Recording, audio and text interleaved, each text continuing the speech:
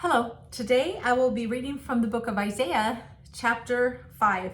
I will sing for the one I love a song about his vineyard. My loved one had a vineyard on fertile hillside. He dug it up and cleared it of stones and planted it with the choicest vines. He built a watchtower in it and cut out a winepress as well. Then he looked for a crop of good grapes, but it yielded only bad fruit.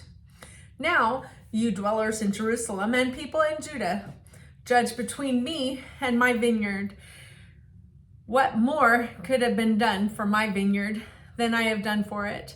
When I looked for good grapes, why did it yield only bad? Now I will tell you what I am going to do to my vineyard. I will take away its hedge and it will be destroyed. I will break down its wall and it will be trampled. I will make it a wasteland, neither pruned nor cultivated, and briars and thorns will grow there. I will command the clouds not to rain on it. The vineyard of the Lord Almighty and the nation of Israel and the people of Judah are the vines he delighted in, and he looked for justice, but saw bloodshed, for righteousness, but he heard the cries of distress. Woe to you who add house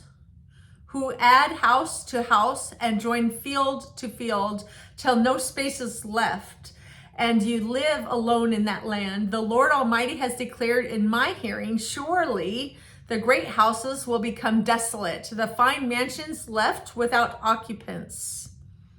A 10-acre vineyard will produce only a bath of wine. A homer or of seed will yield only an ephah of grain. Woe to those who rise early in the morning to run after their drinks, who stay up late at night till they are inflamed with wine. They have harps and lyres at their banquets, pipes and timbrels and wine, but they have no regard for the deeds of the Lord, no respect for the work of his hands.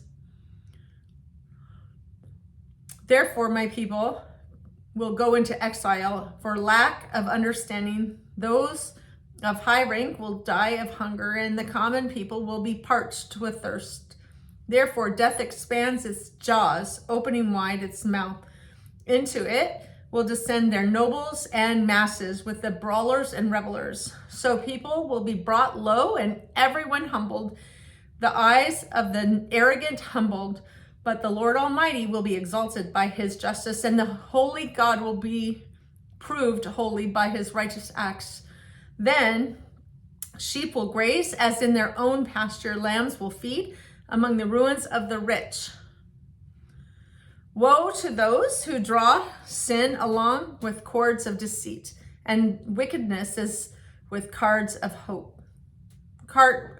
As with cart ropes, to those who say, let God hurry, let him hasten his work, so we may see it. The plan of the Holy One of Israel, let it approach. Let it come into view so we may know it. Woe to those who call evil good and good evil, who put darkness for light and light for darkness, who put bitter for sweet and sweet for bitter.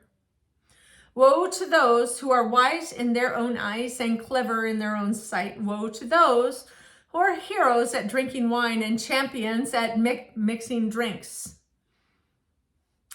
who acquit the guilty for a bribe, but deny justice to the innocent. Therefore, as tongues of fire lick up straw, and as dry grass sinks down in the flames, so their roots will decay and their flowers blow away like dust.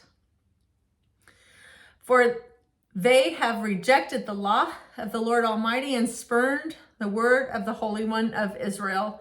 Therefore, the Lord's anger burns against his people. His hand is raised and he strikes them down. The mountains shake and the dead bodies are like refuse in the streets. Yet, for all this, his anger is not turned away. His hand is still upraised. He lifts up a banner for the distant nations. He whistles for those at the ends of the earth. Here they come, swiftly and speedily. Not one of them grows tired or stumbles. Not one slumbers or sleeps. Not a belt is loosened at the waist, and not a sandal strap is broken. Their arrows are sharp, and their bows are strung, and their horses' hooves seem like flint, and their chariot wheels like a whirlwind.